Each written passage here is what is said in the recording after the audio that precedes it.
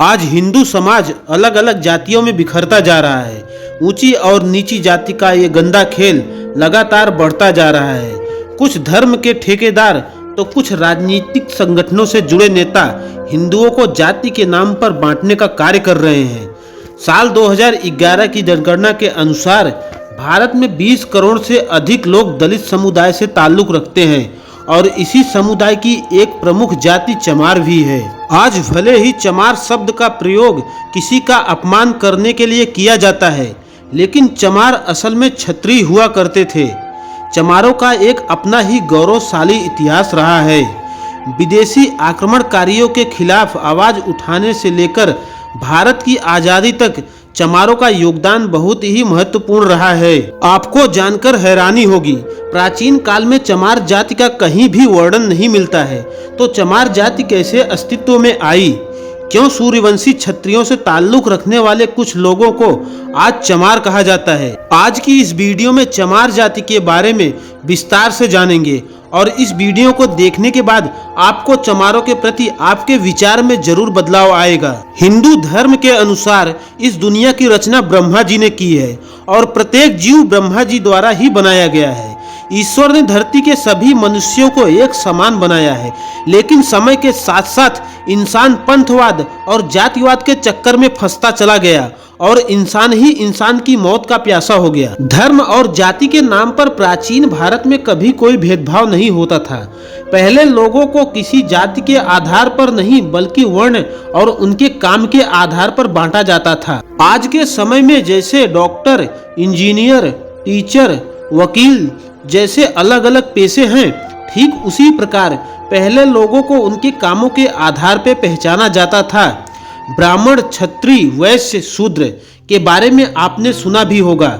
ये सभी नाम लोगों को उनके कामों के आधार पर दिए गए थे। वही रामायण और महाभारत काल में भी इंसानों को अलग अलग आधार पर बांटा गया है। उस समय देव, दानव, राक्षस, यक्ष, गंधर्व और किन्नर के आधार पर जाति तय की जाती थी, जो आज का जातिवाद से बिल्कुल अलग थी।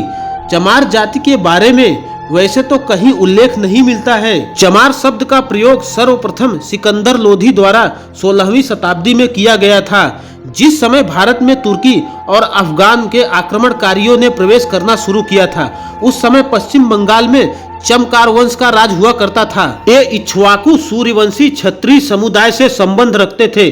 गौतम बुद्ध, चंद्रगुप्त और अशोक सम्राट भी इसी वंश के थे। राजा चंवर सेन के शासन के दौरान चमकार वंश काफी ऊंचाइयों तक पहुंच गया था। संत रविदास जी भी चमर वंश के ही वंशज थे। चित्तौड़ के राजा राणा सांगा और उनकी पत्नी झाली रानी संत रविदास जी को बहुत मानते थे।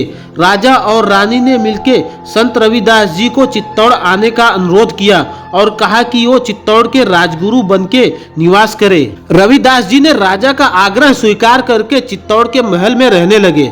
इस दौरान रविदास जी की ध्यान और रचनाओं ने लोगों का ध्यान अपनी तरफ आकर्षित किया और बड़ी ही सहजता से लोगों ने रविदास जी को अपना गुरु स्वीकार कर लिया। वहीं दूसरी ओर दिल्ली में सिकंदर लोधी का शासन चलता था।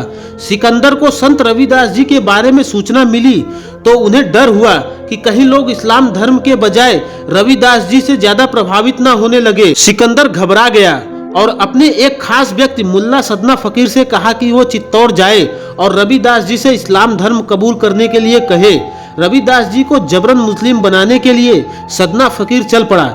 जब उसकी मुलाकात रविदास जी से हुई तो रविदास जी ने कहा कि वो उनसे शास्त्रार्थ, तर्क और वितर्क कर ले। अगर सदना फकीर उन्हें पराजित कर देता है तब वह इस्लाम धर्म कबूल कर लेंगे, लेकिन साथ ही उन्होंने यह भी शर्त रखी कि अगर सदना फकीर हार जाता है तो उसे हिंदू धर्म कबूल करना होगा। सदना फकीर को अपने आप पे पूरा भरोसा होता है और दोनों के बीच वाद विवाद शुरू हो जाता है। इस मुकाबले में रविदास जी की जीत होती है और उनके तर्क वितर्क से सदना फकीर इतना प्रभावित होता है कि वह अपनी मर्जी से ही हिंदू धर्म स्वीकार कर लेता है और अपना नाम बदलकर रामदास रख लेता है।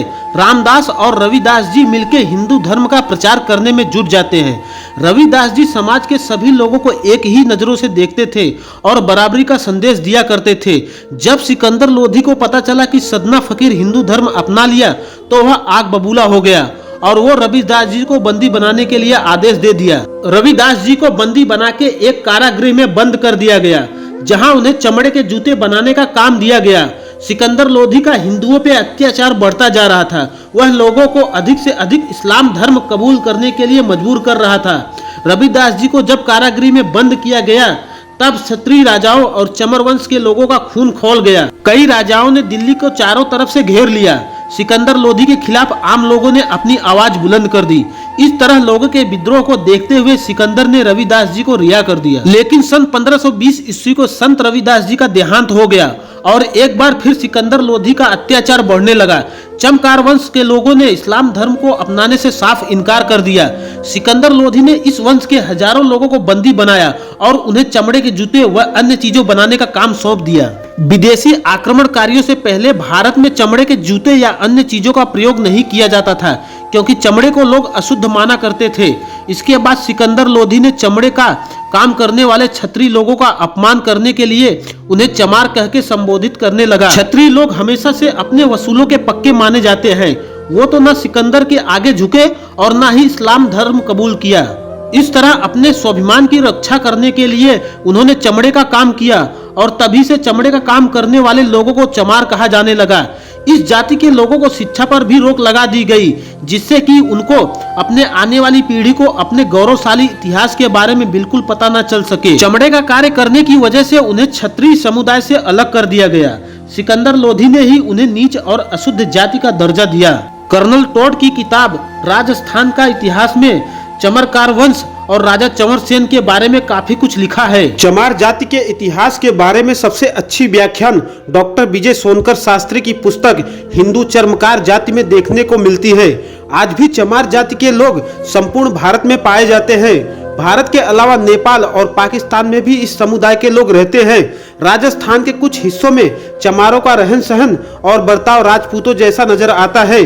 महिलाएं घूंघट करती है तो वही पुरुष स्वाभिमान के तौर पे मूछे और सर पे पगड़ी रखते हैं। आज किसी दलित या इस जाति के लोगों को चमार कहा जाता है तो वो काफी गुस्सा हो जाते हैं और अपमानजनक महसूस करते हैं, और वे अपनी जगह ठीक भी है, क्योंकि जब वे चमार है ही नहीं तो भला किसी की गलत बातों का बर्दाश्त क्यों करें। दूसरे विश्व युद्ध के दौरान अंग्रेजों ने एक चमार रेजिमेंट का गठन भी किया था, जो एक पैदल रेजिमेंट थी। आधिकारिक तौर पे ये 1 मार्च 1943 को बनाई गई थी। चमार रेजिमेंट की सेना को कोहिमा की लड़ाई में भी अपनी महत्वपूर्ण भूमिका निभाई थी और उसके लिए इस रेजिमेंट को सम्मानित भी किया गया था। 1946 में इस रेजिमेंट को भंग कर दिया गया था, पर समय समय पर लोगों द्वारा एक बार फिर इस रेजिमेंट का गठन करने की मांग की जाती रही है। बाबा साहेब अंबेडकर अपना पूरा जीवन दलित और पिछड़ी जाति के लोगों को समाज में बराबरी का तबका दिलाने के लिए समर्पित कर दिया। आज भी चमार व अन्य दलित समुदाय के लोग भीमराव अंबेडकर को अपना आदर्श मानते हैं।